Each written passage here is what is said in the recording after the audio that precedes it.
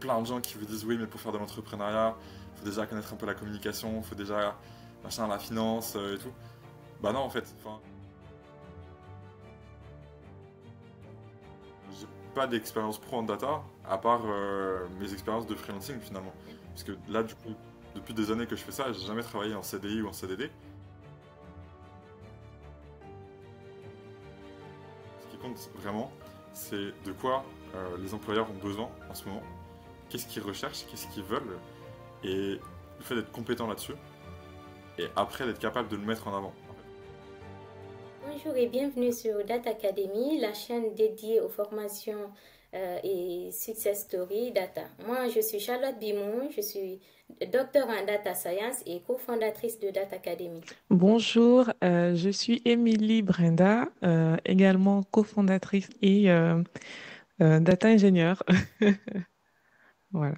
Donc, avec Charlotte, on a décidé de lancer ce podcast pour mettre en avant les hommes et les femmes qui font bouger le monde de la data. Aujourd'hui, on a le plaisir de recevoir un nouvel invité qui a un parcours plutôt atypique. Donc voilà, il s'appelle Simon et on va le laisser se présenter un peu son parcours rapidement. Bonjour, donc effectivement, je m'appelle Simon, et donc je travaille dans la data science depuis maintenant 4 ans. Euh, Actuellement, donc, je suis freelance data scientist, et j'ai aussi fait une formation donc, d'ingénieur machine learning. Et voilà, j'acquiers des compétences en data engineering aussi progressivement pour essayer de me diversifier le plus possible et d'avoir une bonne vue d'ensemble sur la data d'un point de vue plus technique, malgré tout. J'ai fait un petit peu de gouvernance des données, etc. Aussi récemment, mais je reste quand même sur les aspects techniques. Voilà. D'accord. Et qu'est-ce qui t'a poussé à t'orienter vers la data? Alors, donc au tout départ, donc j'ai fait des études de psychologie. Euh, j'ai beaucoup aimé la partie statistique et j'ai trouvé ça intéressant. J'ai voulu pousser encore plus loin en fait. Parce que les statistiques en psychologie, c'est ce qui nous permet du coup de créer de nouvelles connaissances avec bah, du coup les travaux de recherche, les expérimentations, etc. Et donc voilà, c'est très chouette, mais quand on veut faire de la recherche en psychologie, bah, il faut faire des statistiques. Et donc je me suis dit que j'avais envie vraiment donc, de me spécialiser là-dedans, et je me suis dit qu'en même temps, ça pouvait peut-être me donner de nouvelles débouchés. De nouveaux débouchés, je pense que c'est plus correct. Et, euh, et donc j'ai entendu parler de la data science à une conférence en cybersécurité. Et, euh, et donc, je me suis dit que bah, voilà, ça pouvait valoir le coup de me renseigner un peu. Et j'ai entendu parler du job du coup de data scientist avec l'intelligence artificielle notamment. Et je me suis dit que ça pouvait me permettre en fait de récupérer tout ce que j'avais appris en psychologie sur c'est quoi l'intelligence, qu'est-ce qu'on cherche à reproduire en fait de chez l'humain quand on fait de l'intelligence artificielle. Et après du coup si j'apprenais à faire de l'informatique et des stats, je serais capable de simuler tout ça en fait. Et voilà, donc ça c'était vraiment le point d'entrée. Et après j'ai trouvé ça hyper intéressant de me dire que grâce aux statistiques, on pouvait donner du sens aux données, qu'on pouvait en fait euh, traduire juste des chiffres en actions concrètes pour voilà, diriger un business, etc. Et j'avais fait déjà un petit peu d'entrepreneuriat parce que j'avais monté une marque de vêtements à ce moment-là. Et je me suis dit c'est formidable quoi, c'est vraiment le truc que j'ai envie de faire. Ah, c'est vraiment atypique comme parcours du coup, parce que tu as démarré dans la psychologie et tu Ouais. t'es retrouvé dans l'informatique. Alors bah, Est-ce... du coup dans la famille ils faisaient déjà un petit peu d'informatique, mais voilà, c'est ça, ouais. D'accord. Et est-ce que ça a été simple, cette transition-là de la psychologie vers la data? Alors comme je disais, donc dans mon entourage, il y a quand même pas mal de gens qui faisaient de l'informatique et moi déjà de base je savais un peu coder. Je pense que c'est pour ça aussi que j'avais un peu moins peur Ouais. de l'informatique que quand même pas mal de gens. C'est vrai qu'à la base ça peut faire pas mal réfléchir de se dire ok mais le code et tout ça a l'air quand même très très technique. Est-ce que j'ai vraiment envie de me lancer là-dedans? C'est pas une appréhension que j'avais. Euh, je pense que les statistiques à la limite c'est ce qui m'a fait le plus peur parce Ah, que puisque le code? ouais ouais vraiment parce que D'accord. en fait, le départ, je dirais que ça allait, parce que voilà, j'aime beaucoup les maths, il n'y avait pas de souci. Mais c'est le moment où j'ai commencé à me dire, en fait, on peut faire dire presque tout ce qu'on veut aux statistiques, euh, en fonction des angles selon lesquels on approche un problème, en fonction de certains biais aussi, dont on peut pas forcément se rendre compte quand on fait une analyse. Je me suis dit, mais comment est-ce que je vais arriver à m'en sortir, en fait, avec tout ça? Comment est-ce qu'on sait à quel moment est-ce qu'on est vraiment dans, juste dans ce qu'on dit et qu'on peut être sûr et certain de ce qu'on affirme. Et là, donc, j'ai commencé à rentrer vraiment dans des statistiques assez poussées. Je me suis dit, ok, je vais pas m'en sortir. Mais voilà. Donc, non, autrement, je dirais qu'avec Internet, globalement, on peut apprendre tout ce qu'on veut en informatique aujourd'hui, gratuitement. Donc, voilà, c'est la très grande chance qu'on a et c'est ce qui m'a beaucoup aidé en tant que quasiment autodidacte sur le début de mon parcours. Donc ça veut dire que tu n'as pas suivi enfin, par exemple, via Open Classroom ou d'autres plateformes, t'as pas... Si, t'es passé par là aussi. Ouais, plus tard, du coup, parce que je voulais officialiser en fait ma reconversion et que sans diplôme, mine de rien, ça reste dur de trouver des missions à responsabilité, même en tant que freelance. Les premières, donc il n'y a eu absolument aucun souci, on m'a pas demandé de justificatif ou quoi que ce soit. Mais de fil en aiguille, voilà, on commence à discuter un peu avec toi, à te dire d'accord, mais qu'est-ce que tu as fait comme étude concrètement? Et là, c'est toujours bien de pouvoir dire, bon voilà, j'ai un petit diplôme là-dedans, un petit diplôme Ouais. aussi là-bas. Voilà. J'étudie aux États-Unis, ce genre de choses. Tu as parlé d'une expérience à l'étranger. Oui, Est-ce que tu peux plus dérouler l'expérience en question? ouais. Bah, du coup, j'ai étudié aux États-Unis, du coup, j'ai fait un semestre en fait, j'étais pris en master là-bas, en fait, après la licence de psychologie, donc voilà, j'avais déjà quelques expériences et je me suis dit, bah, encore une fois, certifié avec un diplôme, c'est toujours intéressant pour les clients. Donc je me suis dit, voilà, je vais faire un master aux États-Unis et donc bah, j'ai été pris. J'ai fait un semestre et ça m'a un peu saoulé, donc je suis parti. Je suis revenu en France pour travailler parce que, bah, notamment, du coup, on m'a proposé un gros contrat chez EDF. Donc bah, j'ai signé chez EDF à la place de signer en deuxième semestre de master. Voilà. Et donc, un conseil que tu donnerais à un junior, une personne qui sort d'école d'ingénieur, ou enfin, peu importe le parcours, ou même une personne en reconversion, vraiment un conseil que tu donnerais pour pouvoir se lancer en freelancing, débuter de A à Z, ça serait quoi les tips? Pour moi, vraiment, j'insiste là-dessus, mais le freelancing, c'est l'offre et la demande. Comme beaucoup de choses, en fait. Finalement, le travail, c'est l'offre et la demande, qu'on soit en CDI ou qu'on soit en freelance. C'est que voilà, il y a des gens qui vont se dire, ouais, j'ai fait telle école, du coup, je sais pas, on me doit un emploi à 5 000 euros. Non, pas du tout, mais pas du tout. Le monde, il fait sa vie, il fait sa course indépendamment de vous. Et ce qui compte, c'est pas le fait, je sais pas moi, de venir de telle famille ou je sais pas quoi, non, pas du tout. Ce qui compte vraiment, c'est de quoi les employeurs ont besoin en ce moment, qu'est-ce qu'ils recherchent, qu'est-ce qu'ils veulent, et le fait d'être compétent là-dessus, et après d'être capable de le mettre en avant. En fait, c'est toute cette chaîne-là, parce que c'est bien beau de pouvoir mettre en avant des skills que vous n'avez pas, mais du coup, bah, c'est du vent, donc ça sert à rien. C'est bien beau d'avoir les compétences, mais si vous n'êtes pas capable de les mettre en avant, bah, ça sert à rien non plus. Ouais. Et donc, voilà, tout ça, ça s'apprend. C'est se former déjà dans un premier temps, être compétent, et après, du coup, pouvoir le montrer. Une fois que vous avez ça, bah, si vous avez les compétences qui sont demandées sur le marché, bah, vous avez tout ce qu'il faut pour réussir. Mais après, démarcher le client, jouer, enfin, le portfolio, travailler sur son image, est-ce que c'est pas des choses qui comptent aussi? Carrément. En fait, c'est ce que je veux dire quand je dis que c'est important de pouvoir mettre ses compétences en avant une fois qu'on a pu les acquérir. C'est exactement ça. C'est ce qui s'appelle le self-branding, je crois, un truc comme ça. Personal branding, un truc dans le genre. Mhm. Et bah, du coup, il y a plein de gens qui le font un peu inconsciemment, on va dire. Ouais. Mais, mais ouais, c'est hyper important. Le fait d'avoir un portfolio, ça fait une différence monstrueuse. Le fait de, quand on tape votre prénom, votre nom de famille dans Google, que, je sais pas moi ce qui sort, mais il doit y avoir mon profil LinkedIn, il doit y avoir mon profil Malte, peut-être un blog aussi que j'avais commencé quand je faisais des études en psychologie où je parlais de plein de trucs. Euh, Puis je sais pas, des conférences ou des articles dans la presse, des trucs comme ça. Enfin, j'ai vraiment essayé de travailler là-dessus. Et je sais pas dans quelle mesure ça joue, parce que bah, je peux pas comparer 100 maintenant que c'est là. Mais c'est clair que c'est hyper important ouais, ouais, de, de faire en sorte qu'il n'y ait pas que vous qui disent que vous êtes compétent, mais aussi que vous, en fait, Pour que ce soit prouver. sur Internet. C'est ça, ouais. D'accord. Une nouvelle question aussi, c'est de savoir, une fois qu'on est freelance, est-ce que parfois tu as déjà été overbooké? C'est-à-dire, tu as eu tellement de clients que tu n'as pas retrouvé. Ouais. Ouais, c'est déjà arrivé. C'est déjà arrivé. J'ai pris des stagiaires, du coup, pour me filer un coup de main. Et c'était un peu bizarre parce que les stagiaires étaient plus vieux que moi, mais c'est déjà arrivé. Après, D'accord. j'ai monté mon TGM, parce qu'encore une fois, l'offre et la demande. Euh, le fait d'avoir un TGM plus haut, ça faisait qu'il y avait moins de gens qui venaient vers moi. Et donc, voilà. Après, bon, c'est un peu compliqué tout ça, parce que c'est pas forcément parce qu'on a un TGM bas qu'on a beaucoup de missions, parce que il y a des gens qui considèrent que c'est pas forcément un gage de qualité que d'embaucher des gens pas chers. C'est un peu comme enfin, les fameux débats avec le luxe, où on se dit qu'on paye plus cher, donc du coup on a un truc plus qualitatif alors que pas Mm. forcément. Enfin, ça se réfléchit, quoi. Mais voilà. D'accord. Donc, tu veux dire que juste après ta reconversion, tu t'es lancé en freelance?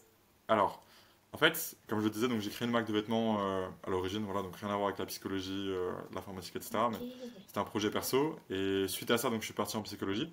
Donc je connaissais déjà un petit peu le statut d'auto-entrepreneur et le fait de travailler à son compte, en fait. Et de là, je me suis dit, ok, donc si je deviens freelance, concrètement, c'est exactement la même chose, sauf qu'au lieu de vendre des vêtements, en fait, je vends mes services. Et donc, du coup, je sais déjà faire. Et j'avais besoin d'argent quand j'étais étudiant, et donc j'ai fait des petits jobs étudiants comme un peu tout le monde. Donc en psychologie, hein, toujours. Mais au bout d'un moment, je me suis dit, bah, qu'est-ce que je peux faire mieux? Et j'ai vu les salaires des freelances, et je me suis dit, ah oui, ça peut être pas mal.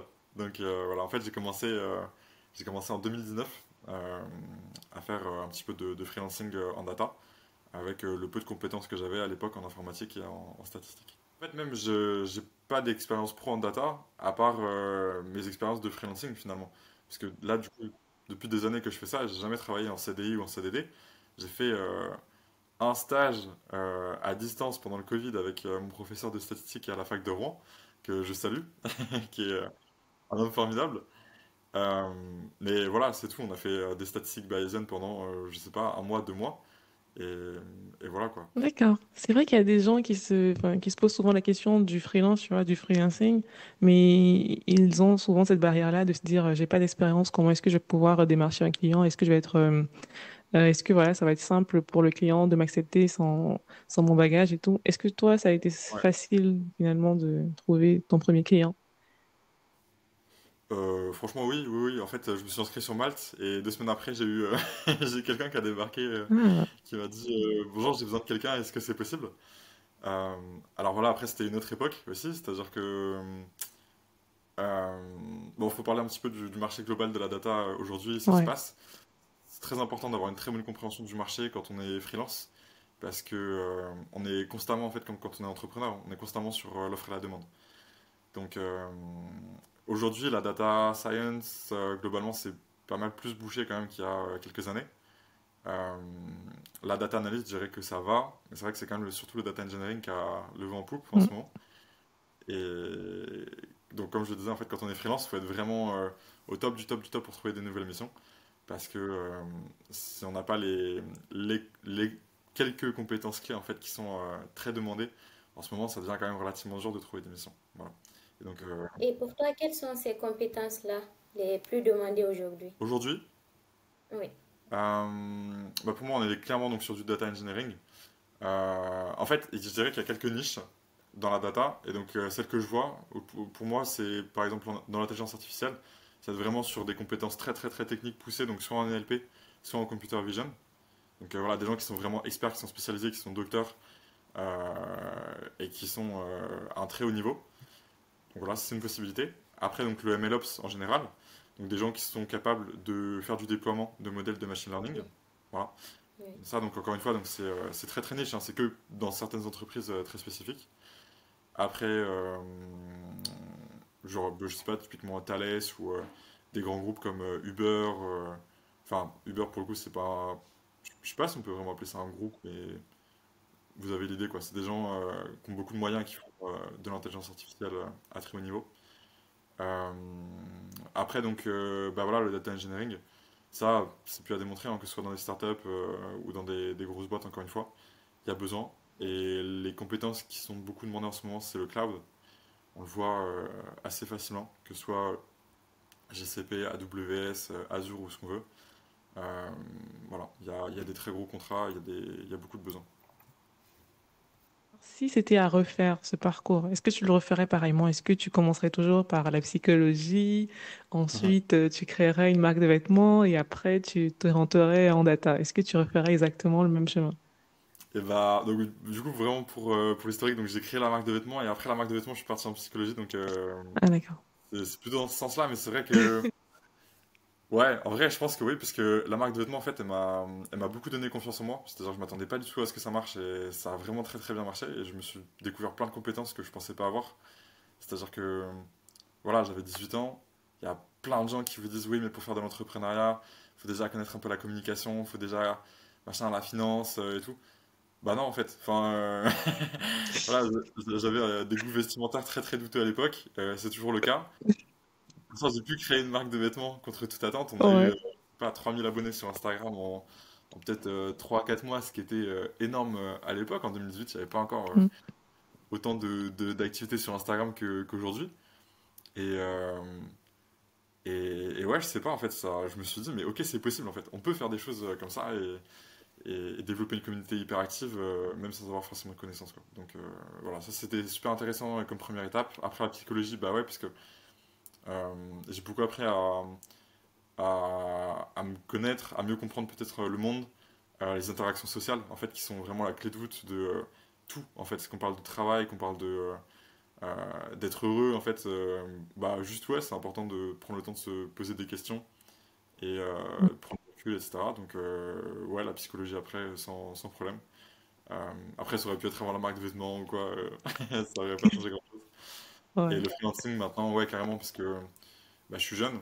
Euh, je sais pas dans quelle mesure le fait de, je sais pas, cotiser pour ma retraite, par exemple, d'avoir une sécurité de l'emploi, c'est important pour moi, parce que bah, j'ai pas d'enfant. Voilà, donc techniquement, je veux dire, si je veux voyager, si je veux changer de travail toutes les 2 semaines, bah, je le fais. Et ça regarde que moi, et je fais beaucoup plus d'argent, et c'est important pour moi aussi de construire.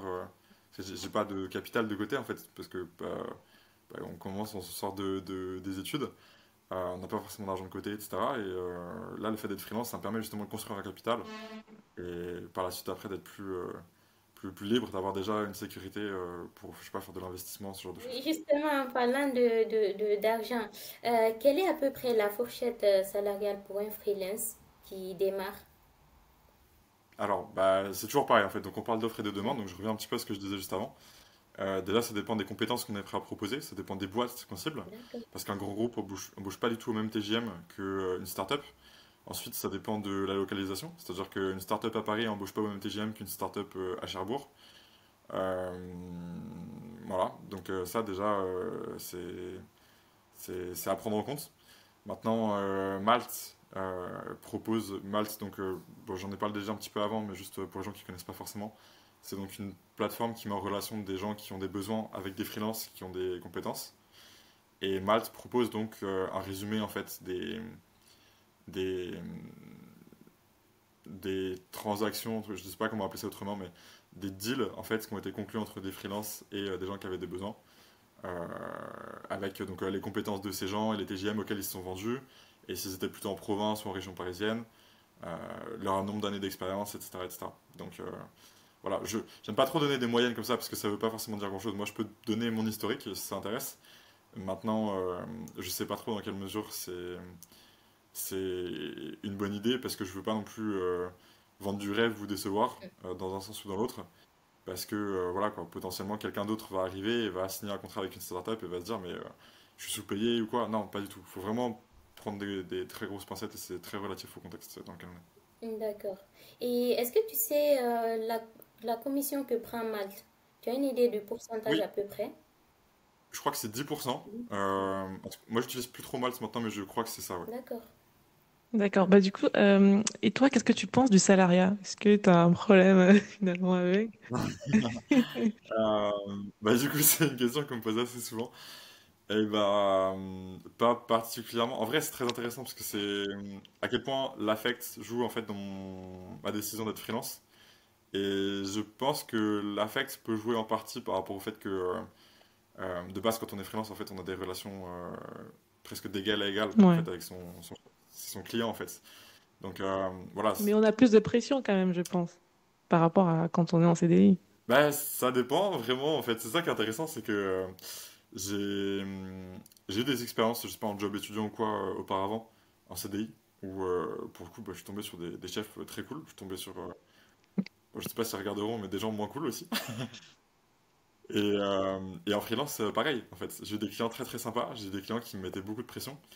Euh, donc au final, je pense que ça, c'est pas vraiment un argument. Ouais. À part qu'on est peut-être plus libre, encore que, parce que même là, en fait, on a sur des missions longues, on a des préavis euh, sur les contrats de freelance. Donc, au final, quelle est vraiment la différence avec un CDI, si ce n'est que si ça se passe pas bien, mon employeur peut me virer plus facilement. pas grand-chose en termes de relation avec le client slash l'employeur, quoi. Voilà. Donc non, moi, dans l'absolu, pour répondre à la question, j'ai rien de spécial contre le fait d'être en CDI, c'est juste, euh, je dirais que ça dépend beaucoup de la mission qu'on a quand on est freelance. Sur une mission longue, je dirais que ça change vraiment pas grand-chose à part le salaire et la stabilité de l'emploi et la simplicité à contracter des emprunts auprès des banques. Sur des missions courtes, je dirais que c'est quand même très très sympa de euh, changer de cadence, c'est-à-dire de voir plein d'entreprises, de bosser sur plein de projets très différents, de découvrir plein de domaines différents. Et c'est un kiff qui est vraiment très différent du salariat en CDI où on reste plusieurs années dans la même entreprise. Ouais. J'ai une question par rapport au profil freelance ou au profil indépendant et aux emprunts bancaires. Est-ce que tu as une idée de comment Oui, ça se passe à peu près? Parce que moi, j'ai souvent des discussions avec des collègues qui sont indépendants aussi. Certains me disent que quand ouais. tu es freelance, il te faut 3 années d'expérience. Est-ce que c'est... Oui, alors bah justement, je suis en plein dedans en ce moment, donc je veux très bien en parler. C'est exactement ça. En tout cas, c'est ce qu'on m'a dit. À la banque, hein, je parle. On m'a dit en fait que en gros, faut pouvoir valider ses revenus auprès de la banque. Et donc, moi, je peux pas valider mes revenus auprès de la banque comme ça. En fait, c'est le banquier qui fait. Et le banquier, du coup, il peut valider des revenus en CDI relativement facilement. Et en freelance, et je pense comme à peu près n'importe quel entrepreneur, finalement, c'est un peu ça le nerf de la guerre. Il faut, euh, il faut avoir 3 années d'expérience stable, avec des revenus qui fluctuent pas trop, pour arriver à faire dire à la banque, oui, ok, c'est bon, on confirme que euh, ça, c'est des revenus sur lesquels on peut s'appuyer pour faire des estimations pour l'emprunt, quoi. D'accord. Malgré ton chiffre d'affaires, en fait, peu importe ton chiffre d'affaires, il faut forcément les 3 ans. Bah, ouais, c'est ça, parce que mettons que, je dis n'importe quoi, mettons que, il y a un outil révolutionnaire qui buzz partout qui s'appelle Hmm. ChatGPT, qui sort, et que moi je prétends être l'inventeur de ChatGPT. Du coup, je gagne 1 million en 2 mois, parce que j'ai trouvé une mission incroyable auprès de Facebook ou que sais-je, en leur disant, voilà, j'ai inventé ChatGPT à la base, OpenAI c'est des menteurs, et c'est moi qu'il faut écouter, et bam, je touche 1 million. Incroyable, mais ça du coup c'est pas viable sur le long terme, et du coup la banque, elle aura beau dire, ok, bah là il a fait 1 million, mais c'est pas pour autant que à terme il est capable de générer 1 million comme ça constamment. Et donc limite, si du coup j'ai fait 1 million, bah tant mieux pour moi, mais j'achète, je sais pas, ma maison en cash, et voilà. Mais la banque, elle n'a pas de garantie du coup que ça va se maintenir dans le temps. Mais du coup, pour rebondir dessus, justement, ça veut dire que quand on est freelance, on a des problématiques, par exemple, liées au fait qu'on n'a pas un réel contrat de travail. Et donc, si par exemple, on veut louer un logement, est-ce que ça va aussi avoir Bien des sûr. répercussions Après, dessus? bon, voilà, il y a des petits tips à connaître. Quand on est jeune, notamment, il y a quelque chose qui s'appelle la garantie visale, je crois. Donc voilà, si on n'a pas des proches qui peuvent se porter garant pour nous, au final, enfin, c'est comme quand on est étudiant. Euh, on peut pas forcément être garant nous-mêmes pour notre logement. Donc du coup, il faut demander à quelqu'un d'autre ou à l'État. Et je crois que c'est ce que permet de faire la garantie visale, j'en suis pas sûr. Mais voilà, il y a toujours des petits moyens de contourner, mais c'est vrai que c'est un point intéressant et c'est quelque chose qui m'a déjà un peu bloqué 2, 3 fois où je me suis dit, mais là, si je déménage, du coup, il faut que je retrouve un nouveau garant parce que je peux plus demander à mes parents, etc. Enfin, voilà, c'est quelque chose à avoir à l'esprit, effectivement. Tant qu'on n'a pas 3 ans, c'est quand même plus compliqué, ouais. Et même, en fait, si on a plus de 3 ans, si on est face à un propriétaire, le propriétaire, il a aucune forme d'obligation. C'est-à-dire, si le propriétaire décide que vous êtes freelance, donc il valide pas, c'est lui que ça regarde. C'est important d'avoir ça à l'esprit, effectivement, ouais. Ouais. Est-ce que tu t'es déjà retrouvé des semaines ou des mois sans mission? Ouais, mais par choix, parce que j'étais occupé avec mes partiels. Voilà. D'accord, ok. Ok. Est-ce que tu as eu d'autres projets en parallèle enfin, du freelancing? Ou est-ce que ça te prend vraiment tout ton temps à l'heure actuelle? Non, carrément pas. Aujourd'hui, du coup, je suis en mission longue durée, donc chez EDF. Euh, D'accord. Franchement, c'est un peu l'équivalent. Enfin, je suis prestat, hein, donc ça, pour le coup, cette mission-là, elle apporte quand même du confort. Et encore une fois, je dis, en ce moment, j'essaie plutôt de me focus sur moi Ouais. et ma vie à côté du travail. Et donc, cette mission-là, elle est quand même plutôt pas mal parce que donc, j'ai du télétravail, etc. Pas tout le temps, mais j'ai pas mal de télétravail. Et on va dire les horaires sont bien définis. Et je travaille de telle heure à telle heure, je fais ce que j'ai à faire. Et s'il faut mettre un petit coup de bourre de temps en temps, je le fais. Mais globalement, voilà quoi. J'ai pas besoin d'être à 200%, comme quand je change de mission toutes les 2 semaines, parce que je découvre un nouveau client, je découvre un nouvel environnement. C'est hyper intéressant aussi, je l'ai fait, mais en ce moment, Ouais, c'est pas ce que je recherche. Je veux plus de stabilité, mais rester en freelance quand même pour, encore une fois, le salaire et tous les avantages dont on a parlé auparavant. d'accord. Moi, je pensais qu'un freelance, il travaillait même le week-end, il était... Non, non. Non, c'est pas ça. Bah, il y en a qui en ont envie, moi j'en ai pas envie. Voilà. D'accord, ok. Et est-ce que tu as le temps d'avoir une vie privée avec le freelancing? Est-ce que ça te permet quand même de garder un peu de temps pour toi? Bien sûr, ouais, ouais, carrément, je fais la blinde de sport là depuis janvier. Encore une fois, on parlait de prendre du temps pour soi, donc bah, après voilà, c'est d'autres trucs, c'est arrêter de fumer, tout ça, machin. Mais, Mm. euh, mais ouais, ouais, donc carrément, puis du coup, je suis bénévole le week-end dans une asso qui fait du secourisme. C'est l'unité ambulancière de sécurité civile, donc c'est des unités départementales. Et donc voilà, pareil, j'apprends d'autres compétences à côté qui ont rien à voir avec la data pour le coup. Mais Ouais, ouais, non, j'ai plein de temps à côté, donc ça se fait très bien. d'accord. Est-ce que dans 10 15 ans, tu te vois encore dans la data ou est-ce que Non, peut-être Non? désolé. C'est peut-être pas me faire de l'autopromo pour le coup, parce que euh, les gens, bah, au contraire, non, c'est si vous voulez m'embaucher, embauchez-moi rapidement, parce que d'ici 15 ans, ce sera plus possible. Mais Ouais. non, je pense que, encore une fois, voilà, j'ai fait de la psychologie avant. Euh, je suis quelqu'un qui, par nature, est intéressé par plein de choses. Je suis très pluridisciplinaire et Mm. j'aime beaucoup la data. Maintenant, appliquer la data à un autre domaine que ce à quoi je l'applique aujourd'hui, bah, pourquoi pas. Et dans tous les cas, la data va évoluer, c'est sûr. Donc, faire de la data telle que j'en fais aujourd'hui, encore dans 15 ans, non, parce que je veux pas faire la même chose pendant 15 ans, c'est hors de question. Mais faire Ouais. de la data telle que la data sera dans 15 ans, peut-être, et sans vouloir trop m'avancer non plus, c'est même probable, parce que je pense qu'on a quand même plein de belles surprises qui vont arriver. Et donc, voilà. Peut-être quand même plus appliqué au domaine de la santé, parce que ça me manque un peu en ce moment, mais voilà. D'accord. Il y a une question qu'on pose souvent à tous les invités vers la fin du podcast, c'est de savoir est-ce qu'il y a une anecdote intéressante, ça peut être drôle, ça peut être émouvante. Donc une anecdote sur une expérience passée, une courte anecdote enfin, qu'on retient de nos expériences.